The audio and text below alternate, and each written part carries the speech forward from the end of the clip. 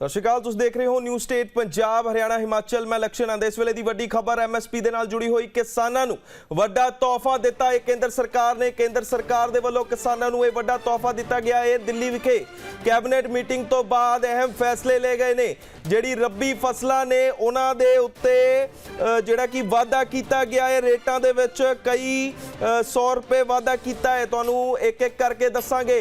किसानों को तोहफा मिलिया है केंद्र सरकार दे वल्लों। तां केंद्रीय कैबिनेट ने अहम फैसले लए ने। एमएसपी नूं लैके अहम ऐलान किया गया है। रबी फसलों ते एमएसपी दे विच वाधा किया गया है। कणक ते एमएसपी दे विच 150 रुपए प्रति क्विंटल वाधा किया गया है। जे गल करिए जौ दी तां जौ ते एमएसपी ते 130 रुपए प्रति क्विंटल वधाई गई है। छोलियां दी गल करिए तां एमएसपी 210 रुपए प्रति क्विंटल वधाई गई है। मसर ते एमएसपी 275 रुपए प्रति क्विंटल वधाई गई है। एक एक करके दसदे हां। सरों ते तुहानूं दस दईए कणक दा पहला रेट 2275 सी, हुण 2480 हो गया। 150 रुपए प्रति क्विंटल वधाई गई है। छोलियां दा रेट 5440 रुपए प्रति क्विंटल सी, हुण वध के 5640 रुपए हो गया है। 1850 जौ का रेट सी प्रति क्विंटल, हुण 1980 हो गया है। मसर का 6425 रेट सी, हुण 6700 कर दिता गया है। सूरजमुखी 140 रुपए वाधा किया गया है। पहला 5800 सी, उन्होंने 5940 रुपए कर दिता गया था। सरों ते 5650 रुपए पहला सी ते हुण सरों का भी रेट वधा दिता गया था। एमएसपी दे विच प्रति क्विंटल वाधा किया गया है। केंद्रीय मंत्री दे वल्लों ऐलान किया गया है। मसर ते एमएसपी 275 रुपए प्रति क्विंटल वधाई गई है। सूरजमुखी की गल करिए तो 140 रुपए इन्हां दा रेट वधिया है। सरों ते एमएसपी 275 रुपए प्रति क्विंटल वधाई गई है। तो केंद्र सरकार दे वल्लों किसानां नूं वड्डा तोहफा दिता गया है। बीते कई दिनों तो किसान मंग कर रहे सन कि एमएसपी दीयां जिहड़ी 21 फसलां ने उन्हां दे विच कुछ अजिहियां फसलां ने जिन्हां दे रेटां दे विच वाधा कीता जावे। तां केंद्र दे विच अहम बैठक बुलाई गई।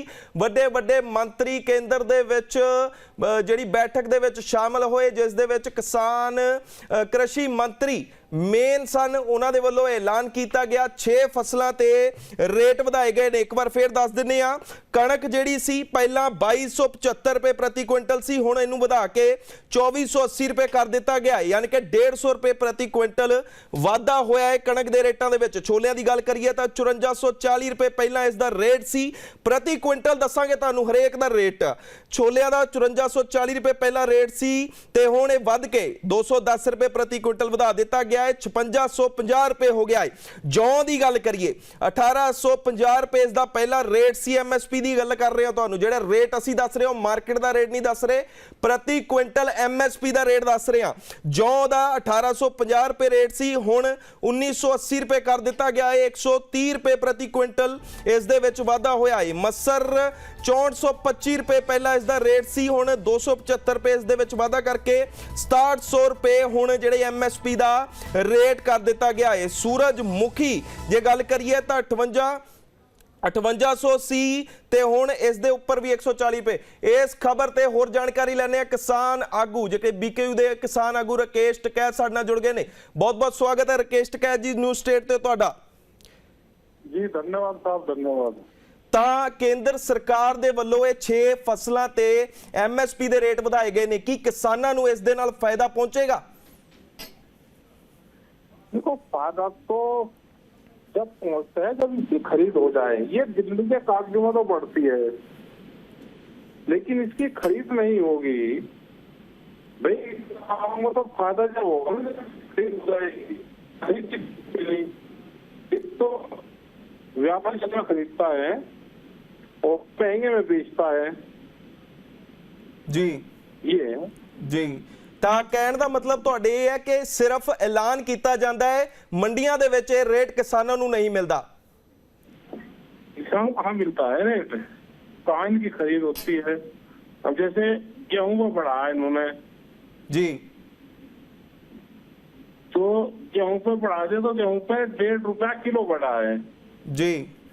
अब हम बेचते क्विंटल में है। क्विंटल का तो आज लोगों को पता भी नहीं कितने किलो होते हैं क्विंटल में कि हाले भी हमारा भाव जी, हम जब किलो खरीदते हैं तो केजी में ही हमारा भाव बताओ कितने बढ़ाए इन्होंने जी। 1.5 रुपया केजी बढ़ाया जी जी। और वो भी खरीद होती नहीं। ये 14, 15, 16 रुपए तक बिकता है बिहार और इन जगह। ये खरीद नहीं होती। जैसे अब मस्टर्ड में किसान मरा, पूरा राजस्थान का, हरियाणा का, खरीद हुई नहीं उसकी। जब उसके हाथ से चली जाती है तो फिर भाव बढ़ जाए, तेल सस्ता होता नहीं। ਤਾਂ ਮਤਲਬ ਇਹ ਜਿਹੜੇ ਰੇਟ ਵਧਾਏ ਗਏ ਨੇ ਉਸ ਨਾਲ ਤੁਸੀਂ ਨਾਖੁਸ਼ ਹੋ, ਕਹਿ ਸਕਦੇ ਹੋ ਇਸ ਗੱਲ ਨੂੰ? बिल्कुल ना खुश भी है, और खरीद की गारंटी चाहिए। सबसे पहले जो देश का किसान आंदोलन कर रहा है जी। वो ये डिमांड कर रहा है कि जो सरकार ने रेट बढ़ा दिया, कम से कम उसकी गारंटी तो दे दो कि इससे नीचे को खरीदनी होगी ਜੀ। ਤੇ ਹੁਣ ਤੱਕ ਮਤਲਬ ਤੁਸੀਂ ਤੁਹਾਨੂੰ ਗਾਰੰਟੀ ਚਾਹੀਦੀ ਹੈ ਰੇਟਾਂ 'ਚ ਵਾਧਾ, ਮਤਲਬ ਉਹਦੇ ਨਾਲ ਕਿਸਾਨ ਖੁਸ਼ ਨਹੀਂ ਨੇ? किसान उस रेट से भी खुश नहीं है। फिर ये मिनिमम सपोर्ट प्राइस है, उसके बाद में भी खरीद नहीं होती जी। भाई वो तो डबल नुकसान है। एक तो रेट में नुकसान है कि रेट कम है, और फिर खरीद नहीं होती तो डबल नुकसान है जी। बड़ी हमारी डिमांड है कि रेट रिवाइज करे जाए, रेट बढ़ाया जाए, और उसकी गारंटी दो आप। जो रेट भारत सरकार कर रही है उसके कम पे खरीद देश में ना हो, फिर कोई भी व्यापारी ना करे ना सरकार करे। ਤਾਂ ਜੇਕਰ ਸਰਕਾਰ ਨੇ ਥੋੜਾ ਜਿਹਾ ਕਦਮ ਆਪਣੇ ਵੱਲੋਂ ਵਧਾਇਆ ਹੈ, ਇਹਨਾਂ ਫਸਲਾਂ ਦੇ ਵਿੱਚ ਰੇਟ 'ਚ ਵਾਧਾ ਕੀਤਾ ਗਿਆ ਹੈ, ਕਿ ਕਿਸਾਨ ਹਾਲੇ ਵੀ ਇਹਨਾਂ ਫਸਲਾਂ ਦੇ ਉੱਤੇ ਬਹਿ ਕੇ ਕੇਂਦਰ ਨਾਲ ਕੀ ਮੀਟਿੰਗ ਨਹੀਂ ਕਰ ਸਕਦੇ ਕੋਈ, ਕਿ ਮੀਟਿੰਗ ਨਾਲ ਇਹਨਾਂ ਫਸਲਾਂ ਦੇ ਉੱਤੇ ਜਿਹੜੇ ਰੇਟ ਵਧੇ ਨੇ ਉਸ ਦਾ ਹੱਲ ਨਹੀਂ ਕੱਢਿਆ ਜਾ ਸਕਦਾ? ਕਿ ਜਿਹੜੀਆਂ ਮੰਗਾਂ ਨੇ, ਜਿਹੜੀਆਂ ਤੁਹਾਡੀ MSP ਤੇ ਮੰਗਾਂ ਨੇ ਕਿ MSP ਗਰੰਟੀ ਦਿੱਤੀ ਜਾਵੇ, ਕਿ ਬਿਨਾਂ ਗਰੰਟੀ ਤੇ ਜਿਹੜੀ ਕੇਂਦਰ ਸਰਕਾਰ ਦੇ ਵੱਲੋਂ ਇਹ ਰੇਟ ਵਧਾਏ ਗਏ ਨੇ, ਕਿ ਇਹ ਤੁਹਾਡੀ ਨਿਗਾਹ ਦੇ ਵਿੱਚ ਠੀਕ ਨਹੀਂ ਹੈ? देखो अब तो सरकार ने बात करनी छोड़ दी। कोई सरकार अब किसान संगठन से किसी से कोई बात नहीं कर रही। पहला होता था कि किसान भी अपना पक्ष रखता था, लेकिन अब सरकार ना बात करती, जो उसको चाहा अपना बढ़ा दिया। किसान ਤਾਂ ਰਕੇਸ਼ ਜੀ, ਮੈਂ ਇੱਕ ਸਵਾਲ ਹੋਰ ਲੈਣਾ ਚਾਹਾਂਗਾ ਤੁਹਾਡੇ ਤੋਂ, ਕਿ ਕਿਸਾਨਾਂ ਦੀ ਜਿਹੜੀ ਲਗਾਤਾਰ ਸ਼ੰਭੂ ਬਾਰਡਰ ਤੇ ਬੈਠੇ ਹੋਏ ਨੇ, ਹਾਲਾਂਕਿ ਉਹ ਤੁਹਾਡੇ ਜਥੇਬੰਦੀ ਦੇ ਨਹੀਂ ਆ, ਪਰ ਕਿਸਾਨ ਤਾਂ ਕਿਸਾਨ ਹੀ ਹੁੰਦਾ, ਚਾਹੇ ਉਹ ਪੰਜਾਬ ਦਾ ਹੋਵੇ ਚਾਹੇ ਹਰਿਆਣੇ ਦਾ ਹੋਵੇ। ਤਾਂ ਕਿਸਾਨਾਂ ਦਾ ਅਗਲਾ ਪਲਾਨ ਕੀ ਹੈ, ਕੀ ਕਰਨ ਜਾ ਰਹੇ ਨੇ ਅਗਲੀ ਜਿਹੜੀ ਕਿ ਆਪਣੀ ਮੰਗਾਂ ਮਨਵਾਉਣ ਦੇ ਲਈ ਕਿਸਾਨ?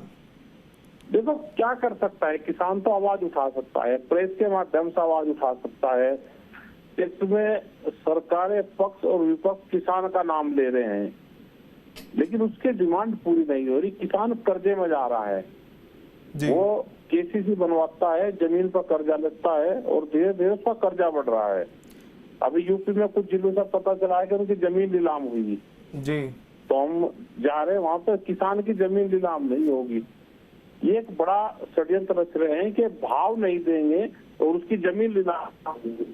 ਤੇ ਕਿਸਾਨਾਂ ਨੂੰ, ਰਕੇਸ਼ ਜੀ, ਕਿਸਾਨਾਂ ਨੂੰ ਬਚਾਉਣ ਦੇ ਲਈ ਸਰਕਾਰ ਇਹੋ ਜਿਹਾ ਕੀ ਕਦਮ ਚੁੱਕੇ ਕਿ ਕਿਸਾਨ ਖੁਸ਼ ਹੋ ਜਾਣ? ਕਿਉਂਕਿ ਕਿਸਾਨਾਂ ਦੇ ਬਿਨਾਂ ਦੇਸ਼ ਨਹੀਂ ਚੱਲ ਸਕਦਾ, ਇਹ ਸਾਰੇ ਜਾਣਦੇ ਆ। देखो किसान खुश होगा, उसको भाव मिल जाए। ये सरकार व्यापारियों को फायदा दे रही, किसान बना के व्यापारियों को फायदा दे रही है। ਅੱਛਾ, ਤੁਸੀਂ ਕਹਿ ਰਹੇ ਹੋ ਕਿ ਸਿੱਧਾ ਸਿੱਧਾ ਵਪਾਰੀ ਤੇ ਆੜਤੀਆਂ ਨੂੰ ਫਾਇਦਾ ਹੋ ਰਿਹਾ ਹੈ, ਇਹ ਜਿਹੜੇ ਰੇਟ ਵਧੇ ਨੇ ਇਹਨਾਂ ਦੇ ਵਿੱਚ? आप बिहार में देखो, आप किसी भी स्टेट में चले जाओ जी, तो वहाँ के किसान को फायदा नहीं है। सस्ते में फसलें उसको बेचनी पड़ती है, व्यापारी सस्ते में खरीद देगा, और किसान के नाम पे लगता है आके। ਇੱਕ ਸਵਾਲ ਹੋਰ ਲਵਾਂਗਾ ਰਕੇਸ਼ ਜੀ, ਜੇ ਧਰਨਾ ਲਾਉਂਦਾ ਹੈ, ਧਰਨਾ ਲੱਗਦਾ ਹੈ, ਉਸ ਦੇ ਵਿੱਚ ਸਭ ਤੋਂ ਜ਼ਿਆਦਾ ਜੇਕਰ ਕੋਈ ਪਿਸਿਆ ਜਾਂਦਾ ਹੈ ਤੇ ਉਹ ਛੋਟਾ ਕਿਸਾਨ ਵੀ ਪਿਸਦਾ ਹੈ। ਨਾ ਤੁਹਾਡੇ ਵੱਲੋਂ ਉਹਨਾਂ ਦੀ ਕੋਈ ਮਦਦ ਕੀਤੀ ਜਾਂਦੀ ਹੈ ਤੇ ਨਾ ਹੀ ਕੇਂਦਰ ਉਹਨਾਂ ਦਾ ਕੋਈ ਬਾਹ ਫੜਦਾ ਹੈ। ਤੇ ਕੀ ਮਤਲਬ ਛੋਟਾ ਕਿਸਾਨ ਜਾਵੇ ਤਾਂ ਜਾਵੇ ਕਿੱਥੇ? देखो आंदोलन जो किसान संगठन है वो छोटा किसान के लिए भी आंदोलन करता है, बड़े के लिए भी करता है जी। वो तो सबके लिए मूवमेंट कर रहा है। अगर लाभ होगा तो छोटे को भी होगा, और सस्ते में जल्दी फसल छोटा किसान बेचता है, व्यापारी उसकी जल्दी खरीद ले। बड़ा किसान तो चलो उसने उधार भी दे दिया और उसको ज्यादा फर्क नहीं पड़ता, लेकिन नुकसान तो है उसको भी, बड़ा भी है छोटा भी, नुकसान तो दोनों को है, लेकिन छोटा किसान ज्यादा नुकसान में जा रहा है। ये बिल्कुल बात आपकी ठीक है। ਤਾਂ ਕਿਸਾਨਾਂ ਦੇ ਲਈ ਜਿਹੜੇ ਤੁਹਾਡੇ ਨਾਲ ਚੱਲਦੇ ਨੇ, ਤੁਹਾਡੀ ਇੱਕ ਆਵਾਜ਼ ਤੇ ਇਕੱਠੇ ਹੋ ਜਾਂਦੇ ਨੇ, ਕਿ BKU ਉਹਨਾਂ ਦੇ ਲਈ ਕੀ ਕਰ ਰਹੀ है? देखो हम तो पूरे देश भर में आवाज उठाते रहते हैं उनकी, जी। अभी भी हम सिक्किम में हैं इस टाइम पे, क्योंकि सिक्किम को ऑर्गेनिक स्टेट घोषित किया, तो देख रहे हैं यहाँ पे भी, और यहाँ पे भी किसानों से हमारी बात हुई, लेकिन यहाँ का किसान भी धीरे धीरे खेती छोड़ रहा है और वो शहरों की तरफ प्लान कर रहा है, टूरिज्म की तरफ जा रहा है। यही हाल कश्मीर के किसान का है, यही हाल बिहार के किसान का है, जहाँ पे पूरा मंडी बंद कर दी वहाँ की। तो और ये आपने सोयाबीन पे आपने देखा ही होगा, मध्य प्रदेश में क्या हाल चल रहा, अभी हरियाणा के अंदर धान पे क्या हाल चल रहा। मतलब सरकारें बढ़ाने पे कितना खर्चा होगा, मुख्यमंत्री शपथ लेगा, लेकिन किसान के धान का क्या हाल, वहाँ पे जीविका हाल है मंडियों में। ਚਲੋ ਤੁਸੀਂ ਧਾਨ ਦੀ ਗੱਲ ਕੀਤੀ ਹੈ, ਤੁਸੀਂ ਧਾਨ ਦੀ ਗੱਲ ਕੀਤੀ ਹੈ ਤਾਂ ਮੈਂ ਧਾਨ ਦੇ ਉੱਤੇ ਹੀ ਆ ਜਾਣਾ, ਮੈਂ ਝੋਨੇ ਦੇ ਉੱਤੇ ਹੀ ਆ ਜਾਣਾ। ਜਿਹੜੀ ਸਰਕਾਰ ਤੁਸੀਂ ਕਹਿੰਦੇ ਹੋ ਕਿ ਸਰਕਾਰ ਸਾਡੀ ਗੱਲ ਨਹੀਂ ਮੰਨਦੀ, ਸਰਕਾਰ ਦੇ ਵੱਲੋਂ ਸਾਫ਼-ਸਾਫ਼ ਇਹ ਹਦਾਇਤਾਂ ਦਿੱਤੀਆਂ ਗਈਆਂ ਨੇ ਕਿ ਝੋਨਾ ਜਿਹੜਾ ਕਿ ਪਰਾਲੀ ਹੁੰਦੀ ਹੈ ਝੋਨੇ ਦੀ ਉਹ ਨਾ ਸਾੜੀ ਜਾਵੇ। ਪਰ ਜੇ ਅੱਜ ਕੱਲ ਐਨਸੀਆਰ ਦੇ ਵਿੱਚ ਤੁਸੀਂ ਦੇਖੋ, ਪੰਜਾਬ ਹਰਿਆਣੇ ਦੇ ਵਿੱਚ ਜਿਹੜੀਆਂ ਪਰਾਲੀ ਨੂੰ ਅੱਗ ਲਾਈ ਜਾ ਰਹੀ ਹੈ, ਉਸ ਕਾਰਨ ਇੰਨਾ ਵੱਧ ਪ੍ਰਦੂਸ਼ਣ ਹੋ ਗਿਆ ਹੈ ਕਿ ਇੱਥੇ ਦੇ ਲੋਕ ਜਿਹੜੇ ਨੇ, ਬੱਚੇ ਨੇ, ਬਿਮਾਰ ਹੋ ਰਹੇ ਨੇ। ਇਸ ਦੇ ਉੱਤੇ ਕਿਸਾਨਾਂ ਨੂੰ ਤੁਸੀਂ ਕੀ ਕਹਿਣਾ ਚਾਹੋਗੇ ਜਿਹੜੇ ਤੁਹਾਡੇ ਨਾਲ ਚੱਲਦੇ ਨੇ ਕਿ ਬਈ ਨਾ ਪਰਾਲੀ ਸਾੜੋ? ਜੇਕਰ ਅਸੀਂ ਸਰਕਾਰ ਦੀ ਗੱਲ ਮੰਨਾਂਗੇ ਤੇ ਅੱਗੇ ਸਰਕਾਰ ਤਾਂ ਹੀ ਸਾਡੀ ਗੱਲ ਮੰਨੇਗੀ ਨਾ। देखो, ये जो टेक्नोलॉजी है, सरकार को भी जाना चाहिए कि भाई धान पैदा होगा तो बगैर पराली के कैसे पैदा हो। बिल्कुल पोल्यूशन की बात है कि पोल्यूशन फैल रहा है, ना उसका फैल रहा है तो उसका अरेंजमेंट कुछ सरकार करे। कुछ किसानों को भी हम कर रहे हैं कि किसान ना जलाए पराली को, और उसका इंतजाम कुछ सरकार करे, उसमें सहायता दे, कुछ किसान उसमें हेल्प करें। ਤੁਹਾਡੇ ਵੱਲੋਂ ਕੀਤਾ ਗਿਆ ਕੋਈ ਇੱਕ ਐਸਾ ਉਪਰਾਲਾ ਦੱਸ ਦਿਓ ਜਿਹੜਾ ਕਿਸਾਨਾਂ ਨੂੰ ਪਰਾਲੀ ਨਾ ਸਾੜਨ ਲਈ ਕੀਤਾ ਗਿਆ ਹੋਵੇ। उसके लिए आजकल गांठ आ रही है, उसके लिए कुछ सरकार सपोर्ट करे तो किसान तो मजबूरी में उसको जलाता है। पराली को नहीं किसान अब जला रहा, जो नीचे का वो घास और वो होता है वो जलाता है। पराली तो अब चूंकि खाने के काम आ रही है, किसान उसको जलाता ही नहीं, वो दिख रही है इसकी। लेकिन और भी कोई ना कोई टेक्नोलॉजी तो हमारे साइंटिस्ट हैं, वे हैं, कोई ना कोई निकाल ले। बिल्कुल इसका समाधान निकलना चाहिए, और पोल्यूशन इससे फैलता है। बिल्कुल ये बात आपकी ठीक है। ਚਲੋ ਰਕੇਸ਼ ਟਕੈਤ ਜੀ, ਬਹੁਤ ਬਹੁਤ ਧੰਨਵਾਦ ਸਾਡੇ ਨਾਲ ਜੁੜਨ ਦੇ ਲਈ, ਇਹ ਖਾਸ तमाम ਗੱਲਬਾਤ ਕਰਨ ਲਈ। ਅਗਲੀ ਖਬਰ ਦੇ ਵੱਲ ਵਧਾਂਗੇ ਜਲਦੀ। ਉਸ ਤੋਂ ਪਹਿਲਾਂ MSP ਨੂੰ ਲੈ ਕੇ ਜਿਹੜੇ ਅਹਿਮ ਐਲਾਨ ਹੋਏ ਨੇ ਉਹਨਾਂ ਦੀ ਗੱਲ ਕੀਤੀ ਹੈ।